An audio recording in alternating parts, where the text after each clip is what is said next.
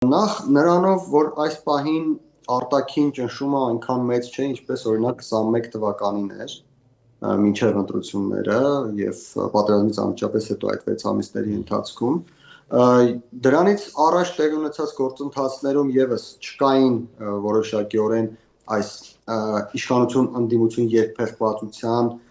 եւ հավասարի պայքարի նշաններ այսօր իշխանությունների սխալների պատճառով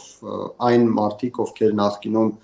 որևէ հավակնություն ունենալու չէին կարող հավասարի մրցել իշխանությունների հետ, այսօր արդեն դա իրողություն է, նրանք մրցում են եւ այս առումով իհարկե հնարավորությունները հավասար չեն, միևնույն է իշխանությունը որոշակի առավելություն ունի, բայց այն, որ արդեն հարաբերելի են այդ հարաբերությունները, դա ակնհայտորեն երևում է, ինչը նշանակում է, որ Հայաստանի քաղաքական դաշտը եթե նախկինում բաժանված էր մեծամասնության եւ փոքրամասնության, այսօր բաժանված է երկու հարաբերականորեն հավասար մասերի, սա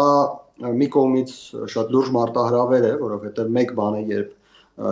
բախվում է հասարակությունը մեծամասնության եւ փոքրամասնությունը կարող է ինչ-որ աղմուկ առաջացնել եւ վերջ, մեկ այլ բան է, երբ ուժերը հարաբերականորեն հավասար են եւ դա կարող է բերել